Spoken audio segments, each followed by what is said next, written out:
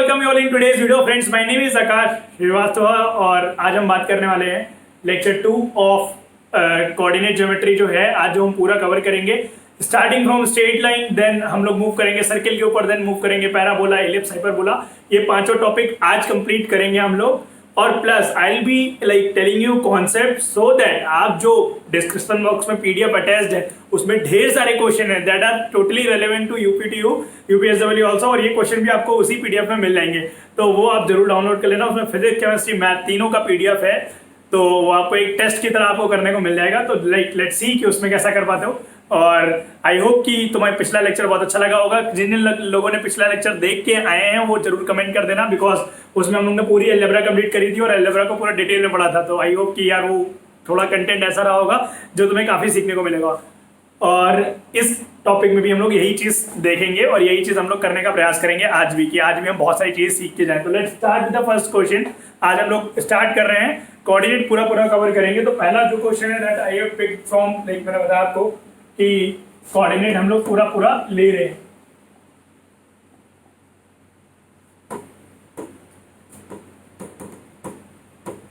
तो कोऑर्डिनेट में हम लोग क्या क्या ले रहे हैं आज? स्ट्रेट लाइन ले रहे हैं, देन एलिप्स ले रहे हैं, हाइपरबोला, पैराबोला,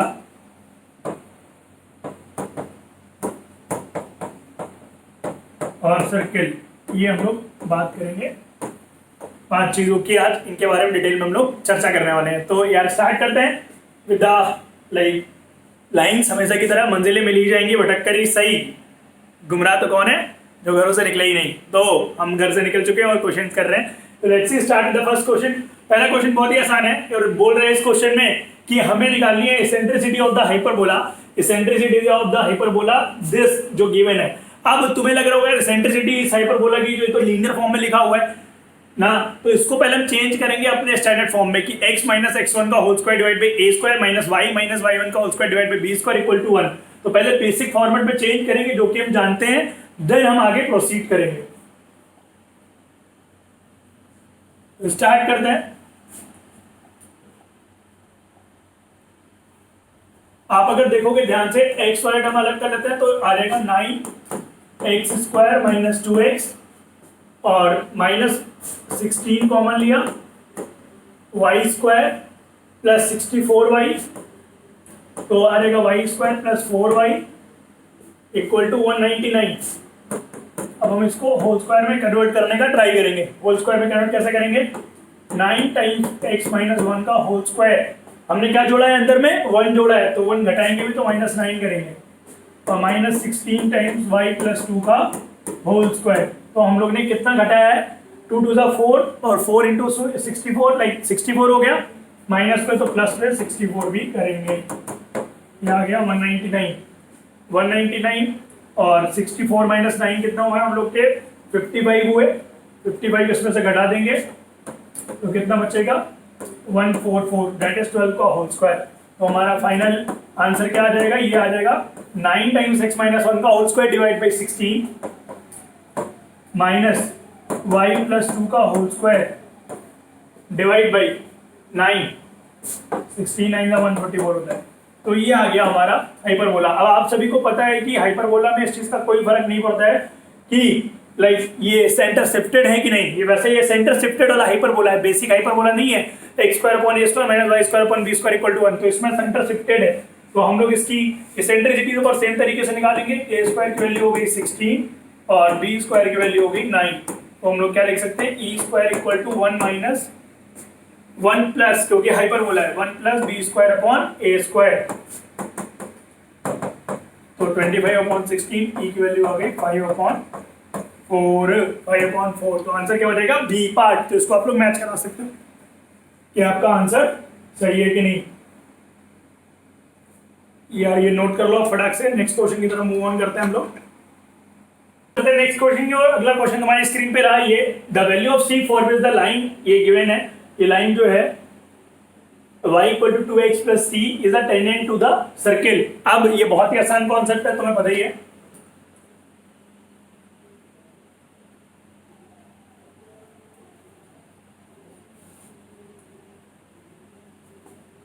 तो यहाँ पे हम लोग क्या करेंगे, कैसे प्रोसीड करेंगे देखता।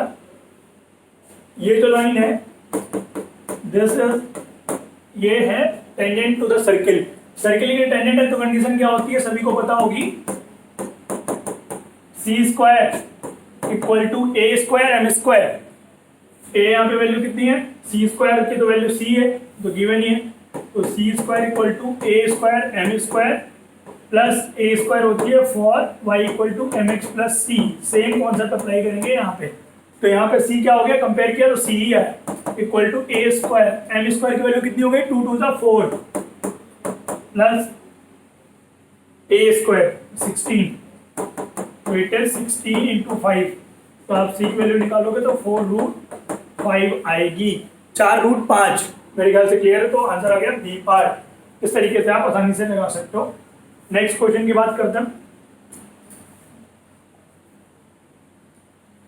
अगला क्वेश्चन जो है ये भी वही टेंजेंट के ऊपर बेस्ड है। यहाँ पे पूछा गया value of m for which this is the tangent to the conic. Conic जो है वो क्या है, वो हाइपरबोला लिखा हुआ है, तो उसको पहले हम लोगों ने लिख लिया सिंबल फॉर्मेट में, और इस फॉर्मेट पे लिखने के बाद ट्राई किया सॉल्व करने का। तो कैसे करेंगे सॉल्व करने का ट्राई, तो हमें पता है सी स्क्वायर इक्वल टू क्या होता है, a square m square minus b square.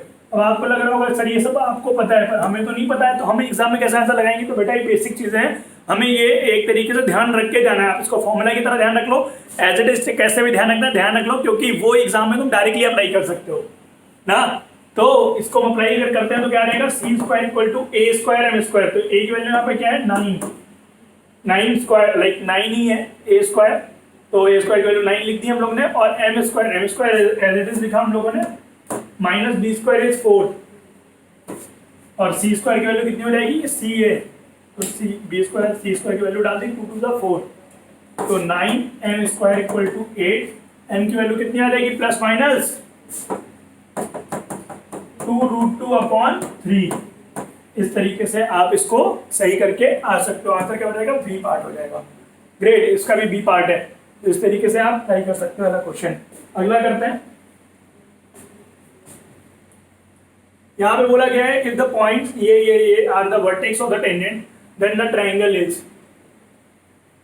यहाँ पे ट्रायंगल के बारे में कुछ बताया नहीं गया है, बट ये दिया हुआ है कि वर्टेक्स है, तो ट्रायंगल कौन सा होगा। तो हम लोग एक बार बनाते हैं कुछ आर्बिट्री सा ट्रायंगल। यहाँ गया 1,1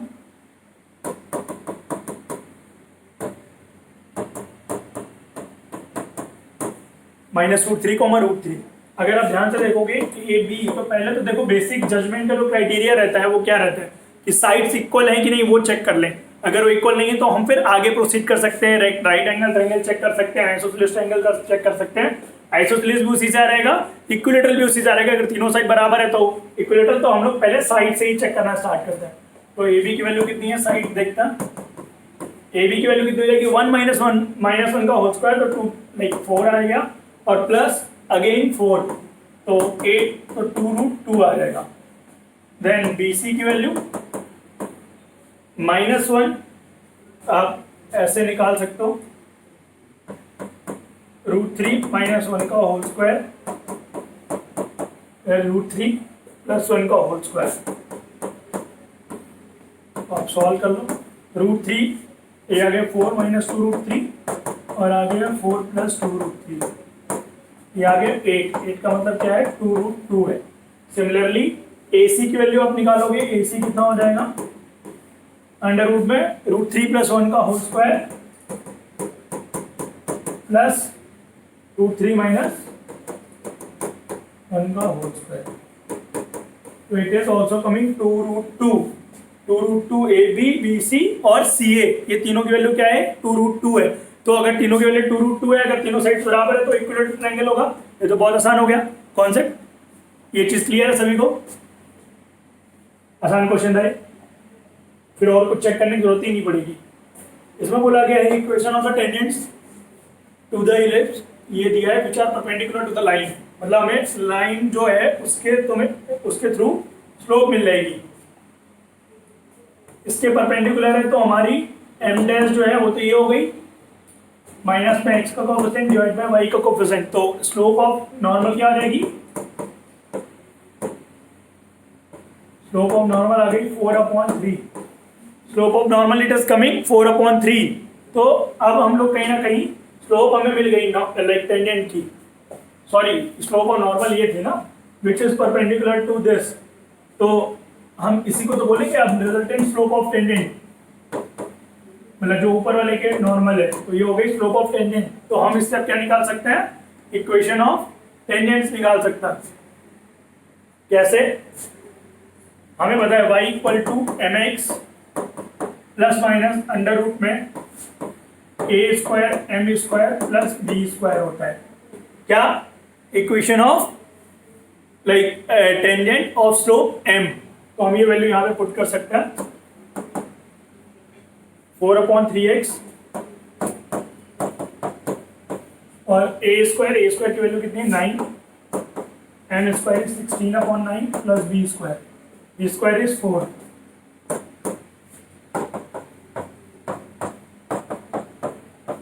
ये आ गया 16×4 20। y की वैल्यू 3y की वैल्यू 4x प्लस माइनस आप बोल सकते हो √20, ये जो निकाली है हम लोगों ने।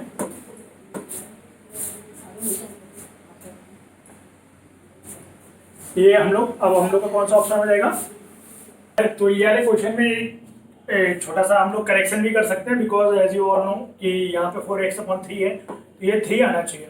तो यहाँ पे रख के लिखा नहीं है। अब तुम सोच रहे हो कि एग्जाम में यार कैसे करेंगे जाके, तो एग्जाम में अगर इफ इन केस ऐसा क्वेश्चन आया और नन ऑफ दीज नहीं है तो तुम लगा कि यही है ना, बट ऐसे क्वेश्चन में बोनस मार्क आ जाते हैं, तो बोनस मार्क कर दिए जाते हैं।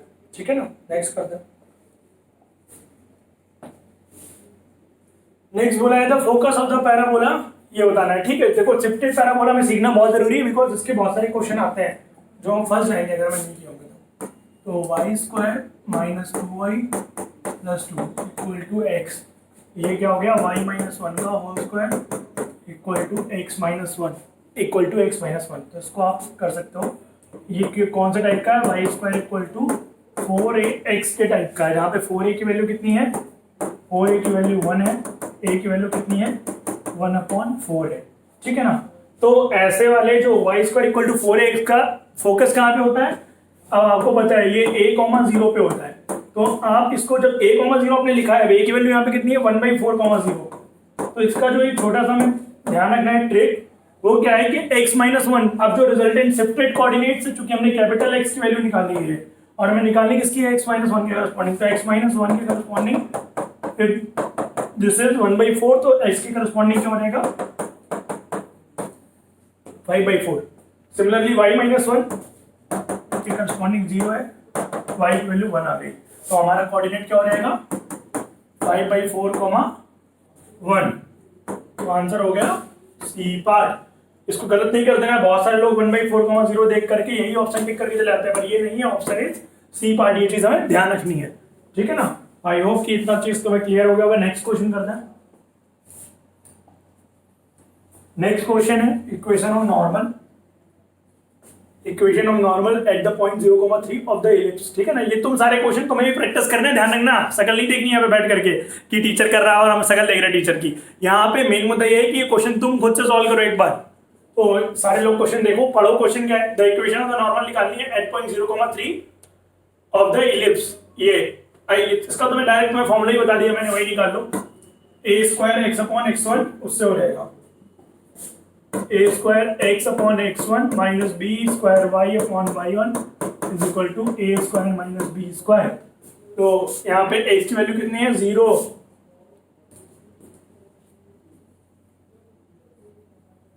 x की वैल्यू x1 की वैल्यू 0 है, x की वैल्यू तो निकलेगी, ये 0 है, minus b square y, b square की वैल्यू कितनी हो जाएगी यहाँ पे x स्क्वायर पर 5 plus y square equal to 1। Ellipse है, b स्क्वायर इज 9 वर्सेस का कोई जरूरत नहीं है upon y1, a square minus b square 9 minus 5 4 हो गया।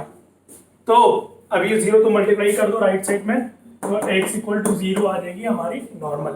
x इक्वल टू 0 मतलब y एक्सेस। और आप इसको ऐसा भी समझ सकते हो कि ये जो इसका डायग्राम होगा, डायग्राम से भी हम एक चीज वेरीफाई कर सकते हैं कि अगर इलिप्स हमारा ये है तो 0,3 कहाँ पे होगा, मतलब वाई एक्सिस बड़ी है, ये वाला ये है √5,0, ये है 0,3, ये बड़ा है तो नॉर्मल बट ऑब्वियसली यही होगा वाई एक्सिस। तो इससे भी हम वेरीफाई कर सकते हैं, आंसर आ जाएगा वाई एक्सिस। यहाँ तक की चीजें मेरे को लग रहा है तुम्हें समझ में आ रही है सारी चीजें, तो हम आगे बढ़ते हैं। आसान क्वेश्चन था ये भी यार, ये भी क्वेश्चन आसान है बट इस टाइप के क्वेश्चन आना था, मेंस में भी आया था जनवरी अटेम्प्ट में। इसमें क्या बोला है, the distance between the directrix of the rectangular hyperbola is 10, then the distance between its foci will be. Okay, मतलब मेथड सब में सेम ही रहता है, चाहे रेक्टेंगुलर हाइपरबोला हो चाहे नॉर्मल वाला हो। रेक्टेंगुलर हाइपरबोला में हम ये बोल सकते हैं कि जो ई की वैल्यू है वो √2 आती है, तो हमारी डायरेक्ट्रिसेस के बीच में 2a/e की वैल्यू गिवन है 10, और हमें क्या निकालना है, 2ae की वैल्यू निकालनी है।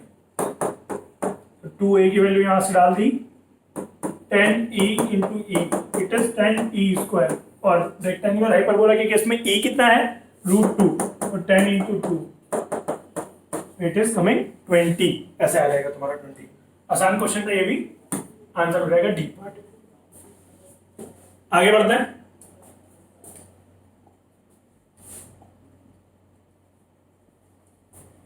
इस टाइप के क्वेश्चन बहुत पूछे जाते हैं। इस क्वेश्चन में बोल रहा था angle between the pair of the tangents drawn to the ellipse from the point this. ये इलिप्स जो है वो क्या बोल रहा है, 5/3 और 5/2, तो वाई एक्सिस बड़ी है इसकी, ये भी इलिप्स ऐसा ही है, और 1,2 यहाँ से कहीं है, तो दो टेंजेंट ड्रॉ करी आ रही हैं, उन दोनों के बीच का एंगल हमें निकालना है, ठीक है ना। तो अब हमें पता है जनरल टेंजेंट क्या होती है, y = mx plus minus under root में a² m² प्लस b²। तो y की वैल्यू कितनी हो गई, from point 1,2 a² m², a की वैल्यू कितनी है स्क्वायर की 5/3 और b² की 5/2, तो 5/3 m² is how much, given नहीं है, यही हम निकालेंगे अभी, और प्लस b² इज 5/2, ठीक है ना। तो ये आ गई 2√6 माइनस √6n का होल स्क्वायर इक्वल टू हम 10n² कर दिया और ये प्लस 15 आ गया का होल स्क्वायर। क्वाड्रेटिक बना लोगे पूरा, क्वाड्रेटिक बना के क्या आएगा, 4m², ठीक है, और प्लस 24m माइनस 9 = 0। तो m1 प्लस m2 हमें मिल गया कितना, -24/4, इट इज -6। m1 m2 कितना मिल गया, -9/4। तो हमें पता है tan theta angle between tangents क्या होता है, m1 minus m2 divide by plus 1/1 plus m1 m2। तो m1 माइनस m2 की वैल्यू हम लोग ने यहाँ से उठा के रखी, मतलब हमें पता नहीं है तो डायरेक्ट आप यहाँ फॉर्म लगा लो, m1 प्लस m2 का whole square minus 4m1 m2 divide by 1 plus m1 m2। इससे निकाल लोगे आप डायरेक्टली, आंसर आ जाएगा तुम्हारा सी पार्ट, यहाँ पे आना है सी पार्ट आ जाएगा। तो इस तरीके के क्वेश्चन अगर आपको निकालने हैं, ध्यान रखना इसका मेथड फिक्स है कि एंगल बिटवीन टेंजेंट्स निकालनी है, तुम्हें यहीं से मूव ऑन करना पड़ेगा, क्योंकि तुम्हें उस केस में हमें एंगल बिटवीन टेंजेंट निकालने के लिए स्लोप पता है तभी हम कर पाएंगे। तो स्लोप्स अब हम यहाँ से निकल आएंगी, क्योंकि डायरेक्टली इक्वेशन तो पता नहीं है, ताकि हम m1 m2 लगा लें, तो इसलिए हमें इसके थ्रू जाना पड़ेगा। तो क्वाड्रेटिक बनाई, फिर सॉल्व किया, m1 m2 निकाल लिया, m1 प्लस m2 निकाल लिया, m1 माइनस m2 आ जाएगा। तो tan theta equal to m1 minus m2 divide by 1 plus m1 m2, इससे आ जाएगा। नेक्स्ट क्वेश्चन करते हैं।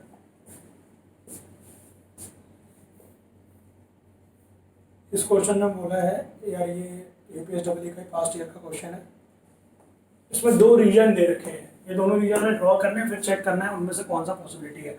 इसका मतलब होता है ए से बी को घटाया, कुछ और नहीं बचा, ए से बी को घटाया 5 बचा, यहाँ पे बी में से ए को घटाया 5 बचा, यहाँ से ए यूनियन बी किया, it is not equal to 5 ऐसे लिखा हुआ है। तो अगर आप देखोगे देन हमें बताना है कौन सा है। पहला वाला रीजन अगर आप देखोगे तो क्या है, x² + y² < 1 है, तो ये सर्किल के अंदर का पूरा एरिया है, एक सर्किल है 1 रेडियस का, उसके अंदर का पूरा एरिया है, और एक 2 रेडियस का है, उसके बाहर का पूरा एरिया है। अगर मैं आपको बोलूं कि ये बाहर का है और ये अंदर का है, ठीक है ना, तो तुम अगर ध्यान से देखोगे एक बाहर का रीजन दिखा रहा है, एक अंदर का रीजन दिखा रहा है, तो दोनों का तुम इंटरसेक्शन लोगे, जो ये चौथा वाला लिखा है, दोनों का इंटरसेक्शन लोगे, एक बाहर का पूरा रीजन है और एक अंदर का है, तो दोनों का हम लोग एक एक करके स्टार्ट करते हैं। पहले a माइनस बी करोगे तो a से हमने b घटाया, a ये है जो कौन सा है, a अंदर वाला रीजन है, a ये है और b बाहर है। a से हमने b घटाया, b तो है ही नहीं, b बाहर है, ठीक है ना, तो a से b घटाने के बाद a में जो बचा, तो a में जो बचेगा दैट इज a, ये फाइन नहीं आएगा, ये a आएगा। सिमिलरली b में से a घटाया, b में a कंटेन ही नहीं कर रहा है, b में से तुम पूरा a घटा दोगे, b में जो बचेगा तो क्या बचेगा, यहाँ पे b बचेगा, तो ये भी गलत है। a यूनियन b जो है, a union b is not equal to 5, a union b आप करोगे तो यहाँ पे क्या है कि आप ये जो स्टेटमेंट इन्होंने लिखा हुआ है कि a यूनियन b 5 और a intersection b not equal to 5, इन दोनों में से कोई एक आंसर सही है, ठीक है ना। जज कैसे करेंगे, a इंटरसेक्शन b अगर करोगे, a का रीजन अंदर वाला, b का रीजन बाहर वाला, तो a इंटरसेक्शन b करोगे तो ये 5 ही आएगा। तो अगर आप a यूनियन b करोगे, a यूनियन b तो अंदर भी आएगा बाहर भी आएगा रीजन, तो ये नॉट इक्वल टू 5 होगा, तो आंसर यहाँ पे सी पार्ट मिलेगा, इट इज सी पार्ट। तो इस तरीके से आप जज कर सकते हो यहाँ पे। नेक्स्ट कर दे, ठीक है ना यार। ये आज जितने ही क्वेश्चन थे इस पर डिस्कस करने के लिए, मेरे ख्याल से तुम्हें वीडियो यार ज़्यादा लंबा ना हो, इसलिए हम लोग बहुत ज़्यादा क्वेश्चन एक लाइक टॉपिक में डिस्कस नहीं कर रहे हैं। हम क्या कर रहे हैं, तो मतलब मेन जो क्वेश्चन हमें लग रहा है डिस्कस करने को, हमने डिस्कस किए हैं, और बाकी तुम्हें हम नीचे शीट प्रोवाइड कर रहे हैं सो दैट तुम डाउनलोड कर पाओ और तुम देख पाओ कि कौन कौन से क्वेश्चन हैं जो और हो सकते हैं, ताकि तुम खुद से भी कुछ क्वेश्चन सॉल्व करो घर पे। बाकी तुम लोग अभी करेंटली क्या कर रहे हो, किस तरीके की प्रॉब्लम में फेस करने को पड़ रही है यूपीएसडब्ल्यू में, और हम तुम्हारी कैसे हेल्प कर सकते हैं, ये तुम जरूर बताना हमें इन कमेंट सेक्शन में, सो दैट अपकमिंग जो हमारे कल के वीडियोस है, परसों के वीडियोस हैं, जो भी हम तुम्हारे लिए बना रहे हैं वो उसी अकॉर्डिंग बना पाए। ओके, तो यार thank you very much for joining in today's class.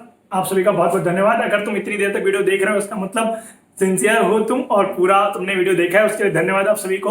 और अपने दोस्तों को शेयर करना बिल्कुल मत भूलना, और अपने जितने भी आसपास के लोग हैं सबको चिल्ला चिल्ला के बता दो कि there is something going on एडुलव, उसमें बढ़ा रहे हैं। अविनाश सर का वीडियो भी अभी आएगा और मेरा तुम देख ही रहे हो। तो मिलते हैं नेक्स्ट वीडियो में, till then good luck to all of you, goodbye, have a nice day.